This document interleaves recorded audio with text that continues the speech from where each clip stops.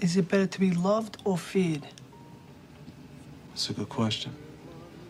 It's nice to be both, but it's very difficult. But if I had my choice, I would rather be feared. Fear lasts longer than love. Friendships that are bought with money mean nothing.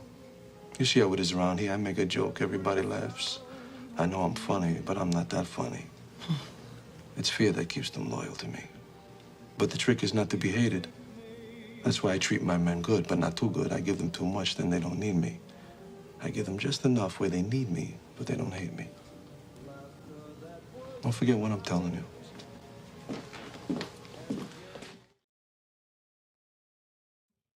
What's happening? Welcome back to another fun Thursday on the One Down podcast with me, Goldie, at 1 p.m. I'm trying to put my phone on vibrate. Bam. There we go. Yes.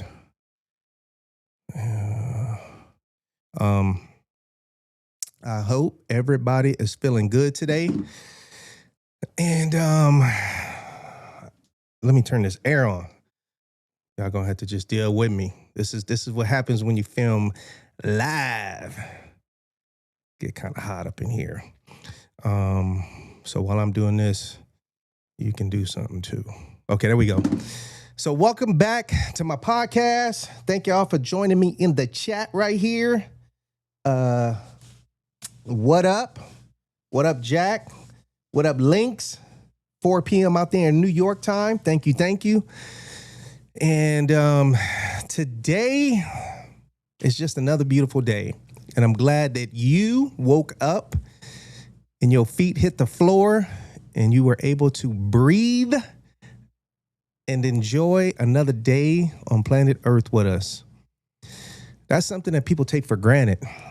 Just the that gift of being able to wake up and open your eyes. Sometimes, as you get older, you just open your eyes in the morning and you be like, I made it. And don't take that for granted, because there are people who didn't get that blessing to open their eyes. And somebody came in the room and found that they had departed. So every single day, count your blessings and be blessed and thankful that you're still here with us. I think this is episode 24. If that's right, I think it is. And today is April 16th. Half of this month is almost done. And this podcast got a couple of little sections to it of some fun. One of them is the title, which is regarding some of my Sons of Anarchy years on the show. People I met, people that, I befriended, built a friendship with. On this show, if anybody who's watching this watched Sons of Anarchy, every now and then I'm going to do episodes on Sons of Anarchy. It was something that was part of my life for 6 years, and the show was actually 7 years long. The Grim Bastards were introduced in the second season. And I was on there from season 2 until season 7 until it ended. And I was a Grim Bastard. And the Grim Bastards were loosely based off of my real life club, One Down MC. And the Grim Bastards was a black motorcycle club that, had a relationship, had a working relationship with the Sons. And the Sons is a nickname for Sons of Anarchy Motorcycle Club. And on the show, the Grim Bastards, the chapter that I was with, was coming out of Lodi up north. Northern California. And the president of my chapter was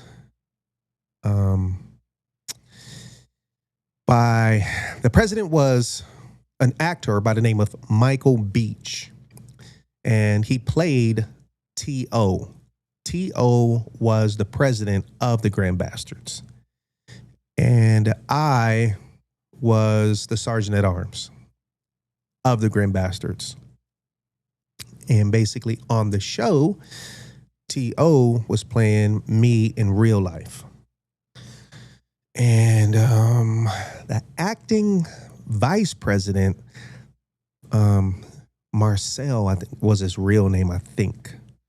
But his name on the show is not ringing a bell. If anybody was, what up, Spot Bill? If anybody was, I can't even say a super fan. There are super fans of Sons of Anarchy. And if anybody's watching live right now, you can just throw the VP's name in there if you know it. And Sons of Anarchy during that time, if anybody know, as you know, that show was absolutely bananas. Oh, there's people that's tapping in from some of the social medias. What up, Lori? What up, Michelle Stokes? Good to see y'all in. Much love. Sons of Anarchy was absolutely bananas. Every time I speak on Sons of Anarchy, you're going to probably hear me say the same thing about how buck wild it was. And everybody, all the fans, everybody who worked on the show, hands down, everybody wish it just did not end. Everybody wish that it would have just kept going, because it could have. It could have kept going. But I'm a believer that everything happens for a reason. The show was amazing. The actual cast of the show, the main actors, Ron Perlman, Charlie, and Bobby, and everybody, they really, really did create a real family type energy, embracement on that show. Them cats really got closer than any typical, movie set. These cats were close. Thank you very much. Good to see you on. And coming all the way from Atlanta. Right on. And so being on the show, we felt that embrace. And I do want to say that, that they did not treat us funny style because we weren't sons. Number one, they didn't treat us funny style. Number one, they didn't treat us funny style. Number one, being that we was black, they didn't treat us funny style, And I tell you, I don't know if I said this already, but the first day I walked into hair and makeup, I'm not sure if I said this. Sorry if I did. I walked into hair and makeup, and I saw Ron Perlman sitting down. So I looked and I was like, oh shit, that's Ron Perlman, So I sat down in the hair and makeup chair, and then, while I was sitting down, he reached over, he looked at me. He's like, oh, what's up, brother? Gave me like a black handshake. And so in my head, I was like, damn, that was all right. That was kind of weird, And then so he kind of sat back down, and the girl who was doing my hair and makeup happened to be black. It's not a lot of black women hair and makeup. It's not a lot of them. That's why I said she happened to be black. She happened to be black. And so she kind of leaned down and whispered in my ear. She said, his wife is black. And I was like, oh shit. I didn't even know that. And, but Ron Perlman has a real smooth, chill, jazzy personality character about himself. Real smooth and cool as fuck. You know, if you ever get a chance to meet him, or if you know him or met him, you'll reflect back to this and say, you know what? He was right. But I can go down a list on everybody on that show who I've met, but I don't want to take up that time to do that. But everybody was cool. Everybody was cool. My club, my real life club, One Down, we were the Grim Bastards, and we also were the 19ers. That was the street gang that was wearing purple. And so again, in the acting world, you know, they'll get their hands on certain people that have certain resources and certain contacts. So for me, I ended up becoming like the black contact, you know, if they needed some brothers. So I found that as a blessing because it put me in a position to, of course, extend first opportunity always to my club brothers. Even though my club is, you know, we embrace all colors of skin. So I was able to, you know, get some work for my club and put them in a position to be part of something that I knew was going to be historic and a gift to them that could come from nobody but me. So that's something that I feel good about then and now, that even if they're not in my club today, they can look back on that show and see themselves part of something historic and amazing and know that that's something that I did for them. Last week, after I finished my show, I get a phone call. And the phone call was from one, I did not know who it was. And the voice sounded familiar, but they were asking me about a helmet. And they told me they bought a helmet and it's a modular, okay, but they didn't know how to open it. And if anybody's familiar with a modular helmet, you know, you just, for the most, you just squeeze this little red tab in the middle front of the helmet and it just opens up. So I was under the assumption this person just did not know the functions of how to open it.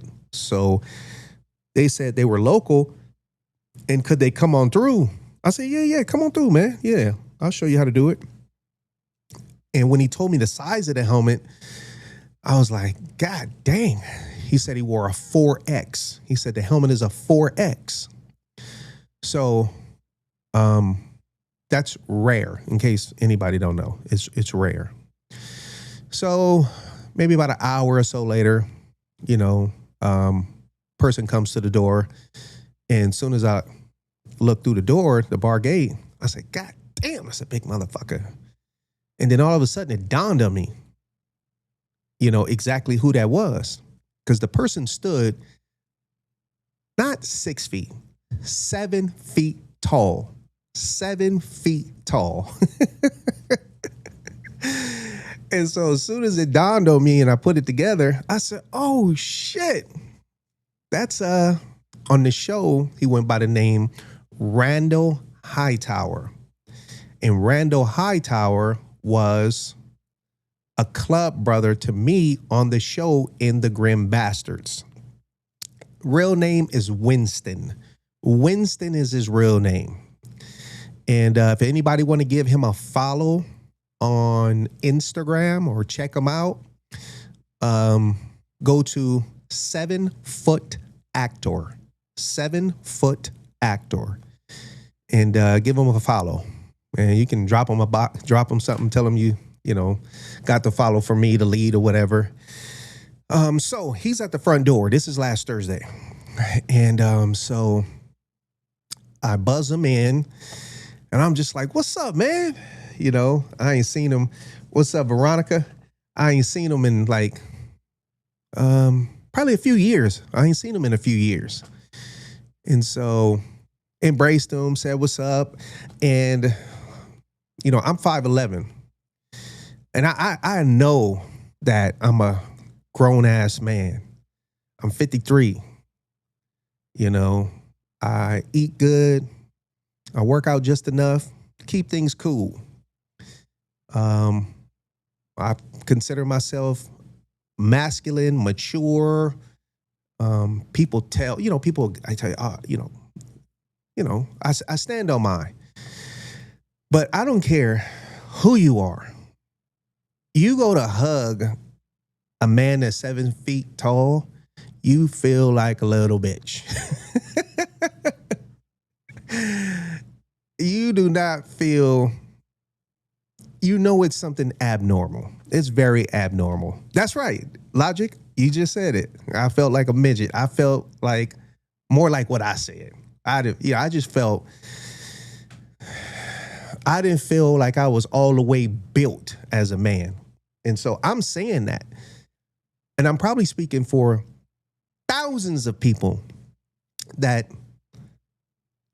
said hello and hugged Winston throughout his life. And there'll be people who feel that way who ain't hugged him yet. And they'll know what I'm talking about. If they ever see this, then embrace him. So when he came in, we got to chatting, you know, and I said, oh shit, hold on, man. Let me record some of this.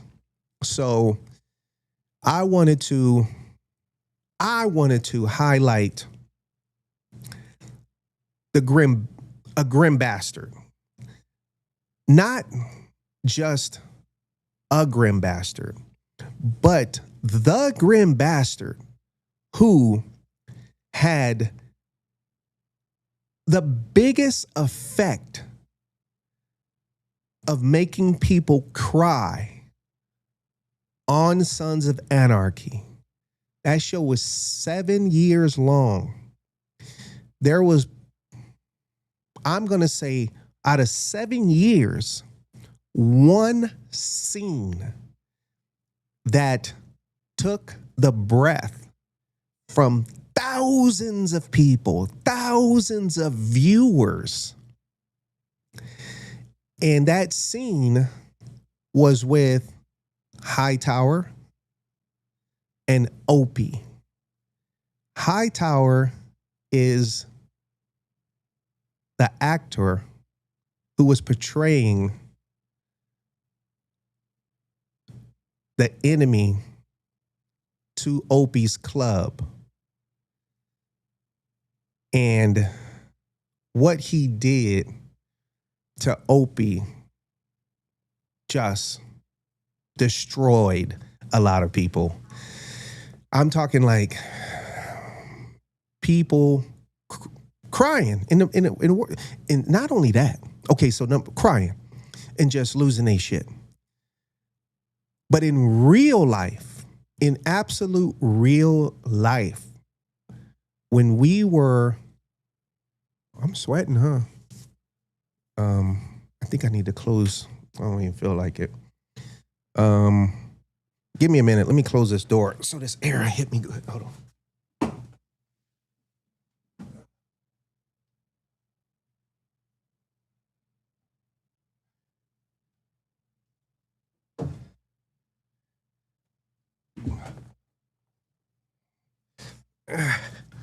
Sorry about that.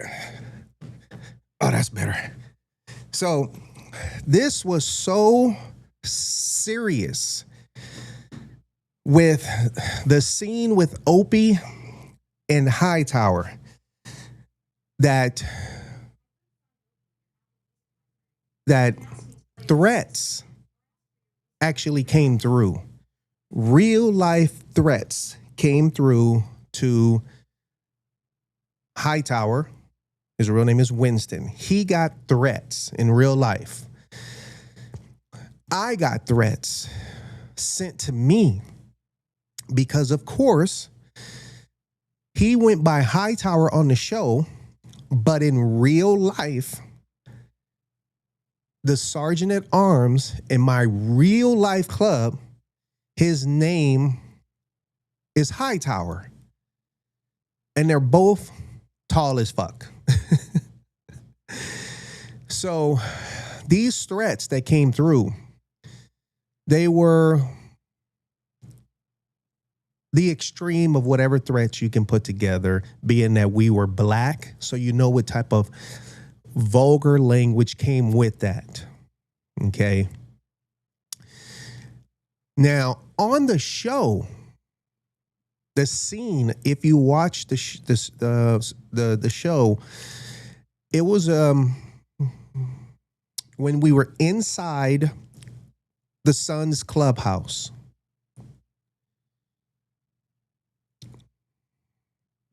The scene where Opie was in the casket and they were carrying Opie's body, okay? Even though Hightower, who was a grim bastard, sacrificed, that's how it was kind of looked at, the situation of killing Opie, the grim bastards still maintained their relationship with the Sons of Anarchy. So us, the grim bastards, being at the funeral, when they picked up the body and the Sons were carrying him out, on the show, in real life, people in the background, like cameramen, assistants, you know, PAs and people who just move cords and all kind of shit. All these people crying. They like really crying in real life, knowing that in this fake box, there's nobody in it. There's nobody in it. There's no body in it. Opie is dead on the show, and the real actor, he is alive and just over there watching or whatever. But people are crying, and it's just really like, I'm looking around like, these motherfuckers tripping. You know, this shit is just TV. But when we later watched it on TV, because I'm a fan of it also, you know, and oh yeah, Payback is right there. That's a really, really, really close friend of mine. That's my brother right there. And I was blessed to get Payback on the show. And Payback is in the chat, but he's on the social media chat, not the YouTube chat. But these cats are crying. Now, inside of the funeral, the assistant director was trying to map it out on these funeral arrangements of how the body is going to be carried out. I know how it should go, but I wasn't going to say shit, because here's what happened. The assistant director dude, he was like, okay, well, we'll just have the Sons, you know, Charlie and blah, blah, blah. You guys get the body, pick it up. So we'll have, you know, the patch holders right here, the Sons, and then we'll have the Sons prospect behind them. Oh, no. He said, we'll have the Sons, the patch holders, carry the body. Then we'll have, he looked around, he said, we'll have Goldie and the Grim Bastards. You guys will get right behind the Sons. And then the Sons prospects, you guys will be behind the Grim Bastards. Soon as he said that, I was like, ooh, he just fucked this up. It ain't supposed to happen like that. But I ain't going to say nothing. I'm going to just go ahead and take that lead and take that ride, and, you know, they can deal with that later. So Soon as he said that the prospects go in the back of, that the Sons of Anarchy prospects go into the back of us, boom, what's this dude's name? Chuck Zito. Chuck Zito said, fuck that. Ain't no fucking prospects to the Suns going behind no fucking black club. And I was just like, you could have just said they ain't going behind no club, you know. He said the prospects go behind the fucking Suns. That club goes to the fucking back. So in the motorcycle club world, I still had to say, okay, yeah, he stood on that, you know. And he made that correction. That correction would have, if that wasn't corrected, that would have been something that would have been an immortalized mistake, horrible on television forever.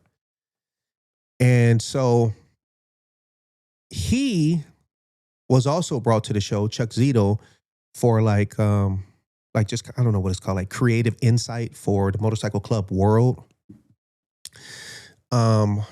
So that scene was a really, really, really heavy scene. And if you look at that scene again, you'll actually see me standing right next to Chuck Zito. So basically, so when he made that outburst, he was like right next to me, you know. And Chuck Zito. So who is Chuck Zito? Chuck Zito on the show, I forgot what his name was. I don't know. I could be making a mistake. I don't know if it's Lucky or something. I'm not sure.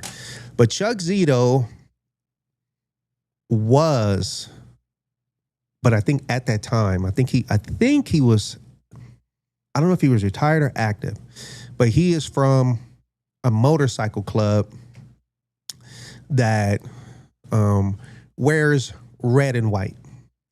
You could take it from there. So that's the club he was from. And I say was because I think he's not in the club no more for whatever reason. I know the reason, but I'm just saying for whatever reason in my business. So he was a really, really, really popular guy. So that guy was the guy who took Kurt Sutter around his real life club so Kurt Sutter can get an idea of club stuff. And later, Kurt Sutter ended up launching Sons of Anarchy. Chuck Zito was brought onto the show a few seasons later and had a quick role, and he was out for whatever reason. So I say all that to give you a little backstory of stuff. The episode that, what's his name? Opie expired in was season 5, episode 3. And it was called Laying Pipe. It aired September 25th, 2012. And I say all that to let you know how fast time has gone. It's been 14 years. 14 years. And that was season 5. And so 4 years before that, you talking like 2009 or 10 or something like that. You know, it's going that far back. So in a couple of more years, we talking 20 years ago, you know. Oh yeah, Frankie Diamonds. That's right. Logic. Thank you, brother. Frankie Diamonds, that was Chuck Zito's name in the show. And I took so many pictures on set, fun stuff. So I'll be featuring that because that's behind the scene footage from my camera that nobody's ever seen. you know. And I would assume that most people who had any pictures from being on set or anything like that, they've already put all their stuff out. Me, I'm still sitting on it. So, and I say all that to give you some backstory on the show and who's who. Let me see episodes. Let me see. What up, Manny? Thank you for tapping in. So here is a pic of me. I'll point it out to y'all. So Grim Bastards. On the left, that's T.O., which is Michael Beach. Okay. And that was the president of the Grim Bastards. And he, throughout the entire seasons, he rode my personal Screaming Eagle Harley Davidson Road Glide. It was orange and black. That was my personal bike. All the Grim Bastards motorcycles, all of them were my personal bikes that I owned, all mine. That was me. And I allowed them to be used on the show because I got paid for each motorcycle. And then my club brothers, I told them they can keep their money that goes to them, but the bike fees will come to me. That was the arrangement. And then my club brother in real life next to him, that's First Class. And then the other brother, On Point, Poker Face. And then on the right, that's Doc. Now in the back, that is Hightower. That's the one who I said is 7 feet tall. That's the one who laid pipe bing, against Opie from Sons of Anarchy. That was our big dude against their big dude. And if you watch the scene, it was pretty intense, you know. But they did give Opie, you know, a good square fight. But it was Opie against probably like 3 or 4 dudes, you know. And, you know, in most cases, 99% of cases, one dude ain't going to kick 3 people's ass if, you know, all of them got some good size on them. And so, yeah, so that's from season 5 right there. And that picture is 14 years old. And that's our cut, the Grim Bastards that I'm holding. And let's see, remove. Share some pictures with y'all. And this right here, this is one day when I was in downtown LA picking up some supplies, I bumped into my man right here. It's a big dude. And this, one of them is dated. But oh yeah. This is September 2016. So this is 10 years old, this picture right here. Yeah. Roll through here for y'all. Let me see. Bam. Oh yeah. There's better close up. There we go. September 15th. You know, that's a trip how some people can just be born to look, you know, soft and just inviting. And some people like him, look at that. You know, that's a born mean look that you can, you know, incorporate when you want to, because he don't always look like that. And I guess all he got to do is just frown a little bit and it just goes like straight mean looking. But he can smile and talk, and when you're engaged with him, all that stuff disappears. But I say that because I just don't want people to think he just looks like that all the time. Let's see. Go back.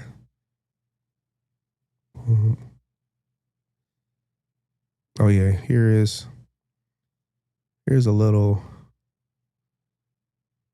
So yeah, so Winston James Francis. He's actually younger than me. 3 years younger than me. Yeah, but that's him right there. And now I'll take y'all to the footage. It's funny. It's like fun and funny. The footage when he was here last Thursday.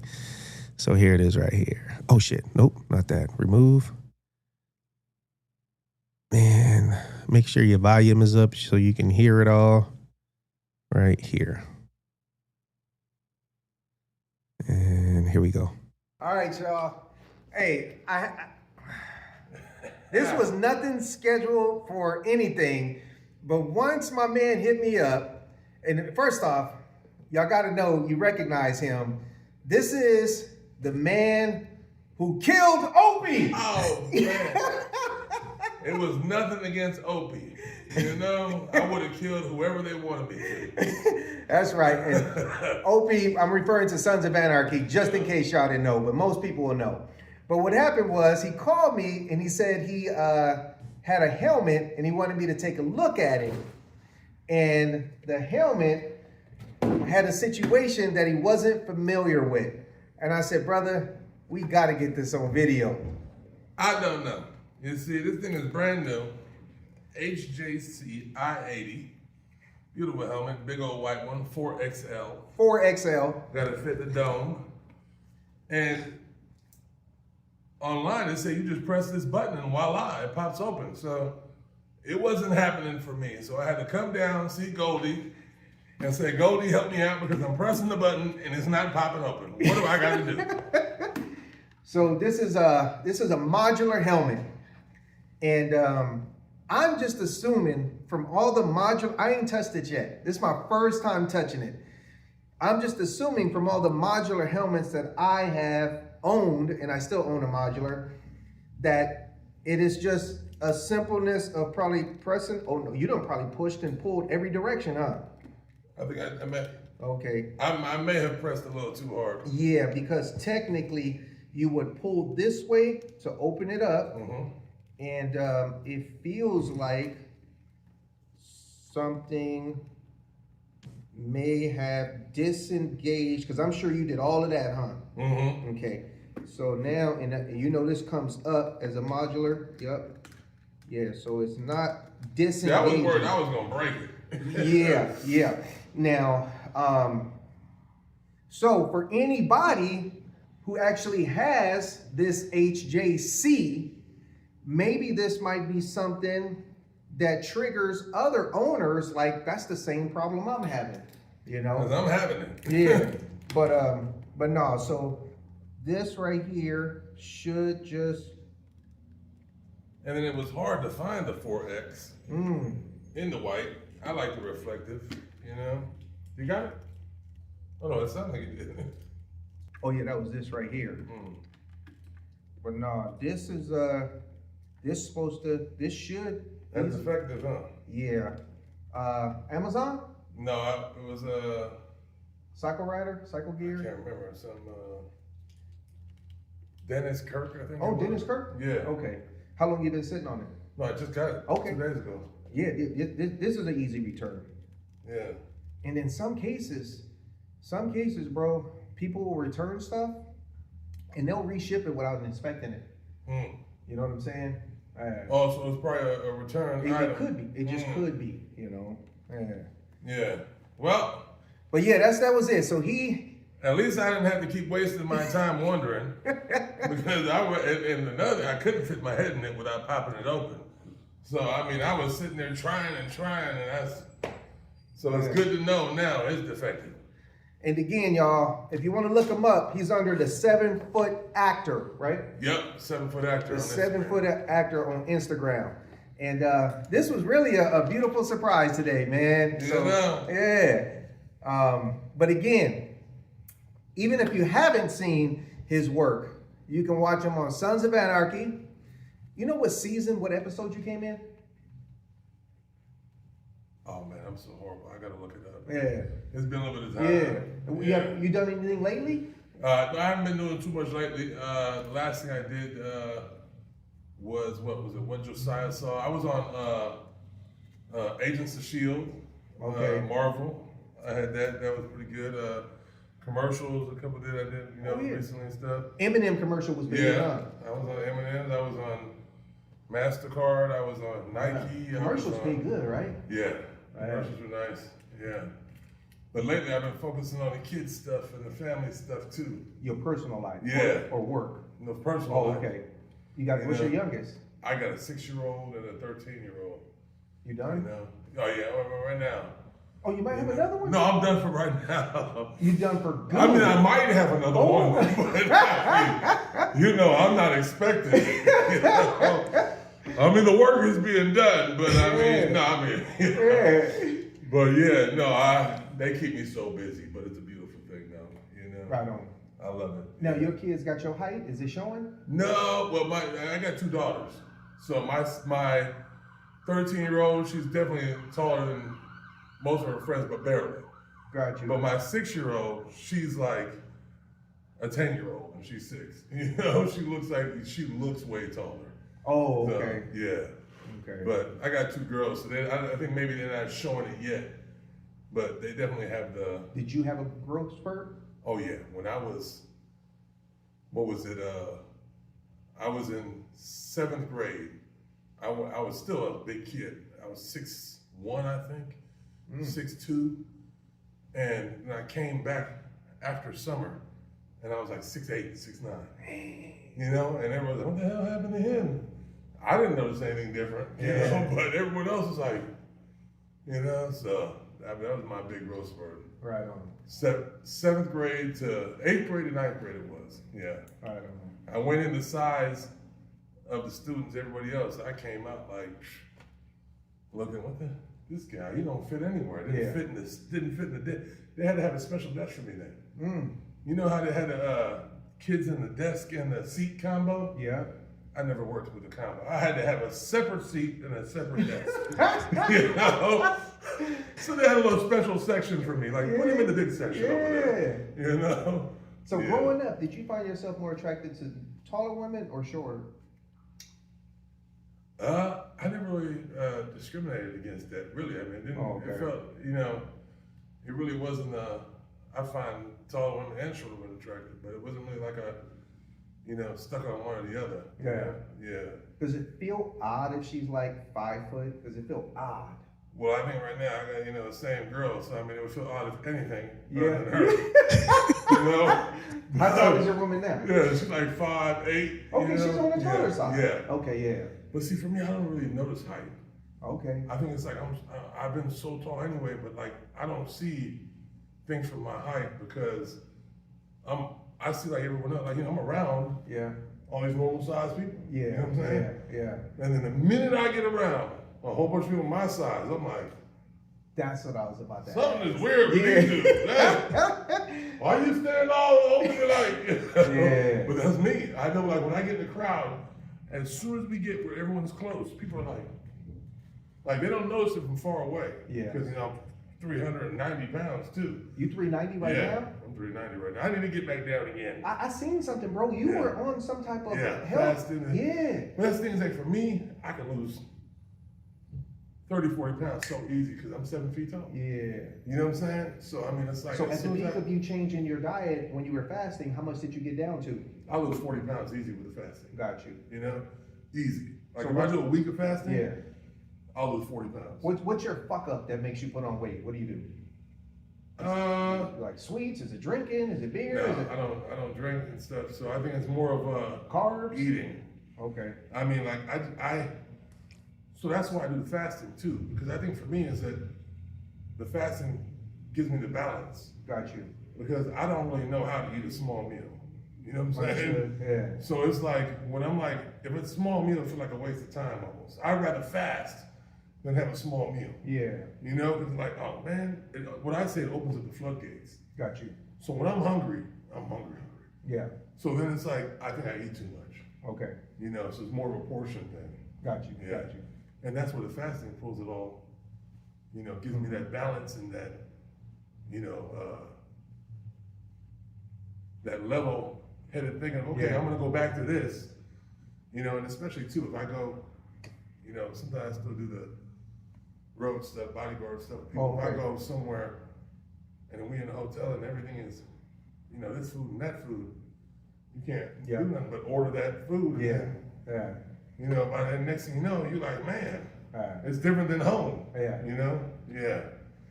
But, Well, I mean, when you were doing it, I'm just letting you know it was extremely noticeable. yeah. It was extremely noticeable, bro. Heck yeah.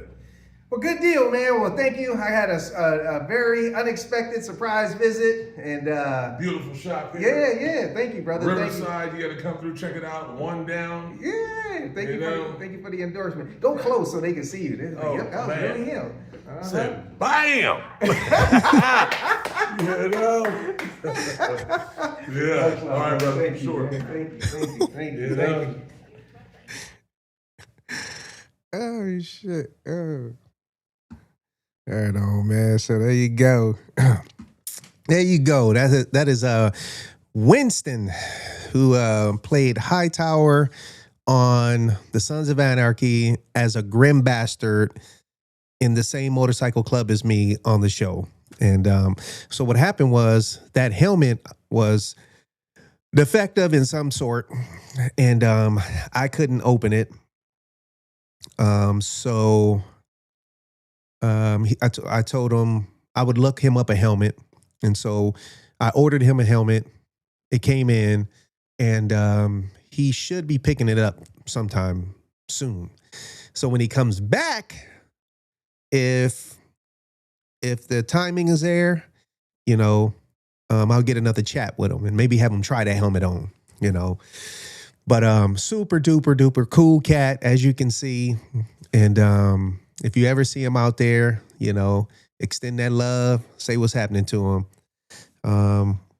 Awesome. I'm sharing. I love this episode. Oh, thank y'all. Thank y'all for the compliments. I'm glad y'all joined me today. And it was an honor to have Winston come to my shop, chop it up with him, and even give me the opportunity to do business with him. So when you see this, Winston, thank you, brother. Much love and respect. I appreciate you. And then also, I don't think he said it when he was talking right now. Just so y'all know, the helmet is not for a motorcycle. You will see a 7-foot tall man riding around on a moped. It's a little moped he got. Some type of little moped. That's what that's for. And I even told him, I said, this dirt bike helmet, man, just don't go with your moped, you know. And thank you, Lynx, very much for y'all tapping in. So yeah, it's not for a motorcycle. It's for a little moped that he got. I'm not even sure if it's electric. It might be electric. I'm not sure. Let me see. All right, y'all. Uh-oh, sorry about that. Let me get up out of there. But so yeah, so I'm glad I was able to share that with y'all. And I found some footage. And this footage allows you, through me, to see the fun side of a motorcycle club. Most of the stuff that goes out there, it is damaging. Most of it is damaging to the club and to the lifestyle. You rarely get to see some fun stuff. So I stumbled across this footage, and this footage is when me and some of my guys, we went to Denver, Colorado. And what up, E Hustle? Thank you, bro. And this is some footage of two prospects. Literally just some grown men having fun. And I'm showing this because it is fun. It's full of positive spirit. It's not anything to flex, muscle, threatening, intimidating. It's just pure fun. Something that people rarely get the opportunity to see or even know that exist, you know? And I just could not hold back from showing this because the energy in it was something that took me back. It took me back because I'm noticing now just in life, you don't really see people having fun no more, you know? And as a prospect, people might think that, you know, they might think what they think about prospecting, but it's you getting to learn that person getting to learn the club, getting to learn each person. And in all cases, sometimes it works out, sometimes it doesn't, you know, but during the stage of prospecting, you know, you be you and you follow the rules. And it's going to determine, you know, what the outcome is going to be if you get patched in. But the key is follow the rules. But here's some fun footage. So we're filming right now, okay? We're filming, and we are out here in Denver, Colorado. We're turned up. And it's about to go down. The prospects had this idea. Whose idea was it? Yours or yours? He always coming up with some dumb shit, so it was his idea. Okay, it's being accused that it was your idea, but you saying it was his idea. Do I look like I want to do some dumb shit like that? And you saying he convinced you to do this, and you just gonna support him. Okay, and so you want to give an introduction of what y'all about to do? What's the deal? We finna You gotta talk loud, brother. What we gonna do, we gonna come in here to the snow and just dive in there, turn it up. Cause when you ever gonna see Denver snow? When you ever gonna see that shit? Right now. Oh!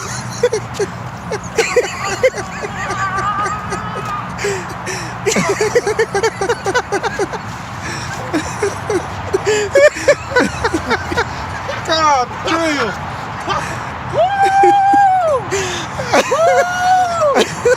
Yeah! Okay. Yeah. Okay. Oh, you got snow in your hair. Denver snow. What you know about it? That's right. Was that the dive that you expected? That shit's cold. Was it what you was it Get you some of that. was it what you expected? Working. Is that enough for you? You good? Man, turn it up.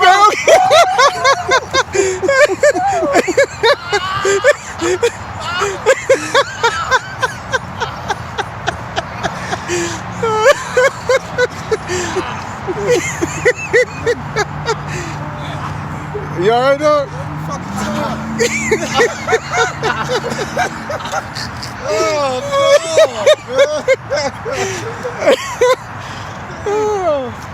I'm done. It's not soft? Fuck no.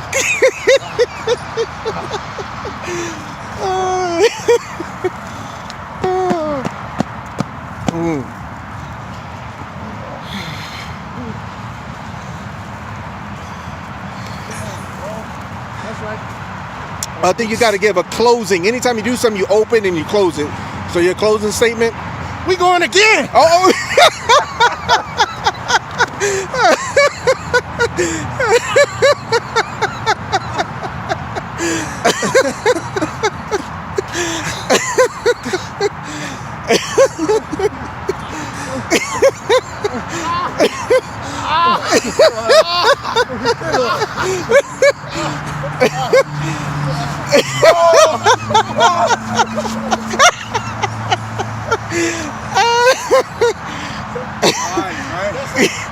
We out.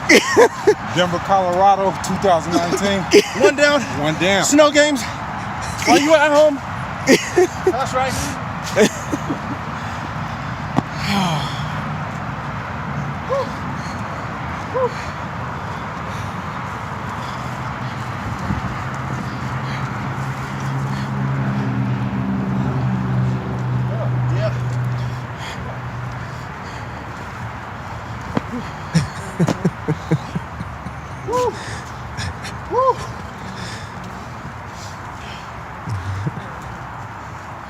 Ice, ice, baby.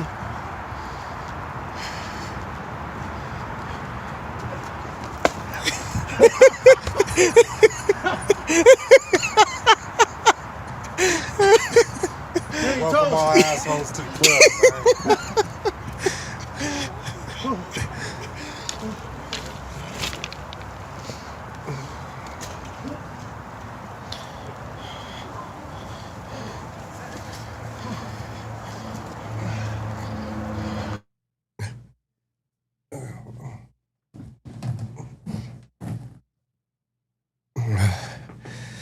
Oh man. Yeah, so I'm glad the timeline is there when they said the date. So yeah, that was 2019. Right before COVID, before the world changed, before life changed. So that's 7 years ago. And one thing, create good memories.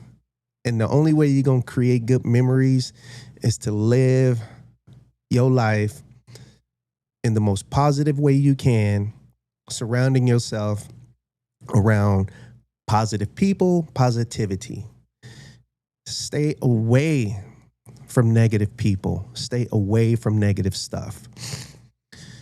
I have come to realize that I am a protected man by the spirits. I am a true believer in this. Throughout these years, the spirit has shown that it is very aggressive in protecting me. I may find myself wanting to embrace somebody, a friendship, a certain person, or maybe somebody prospecting. The spirits ain't gonna tolerate it if they know that that person is truly, truly, truly not good for me. The spirits will get involved and either push this person away, or in some cases, it seems like bring harm to this person,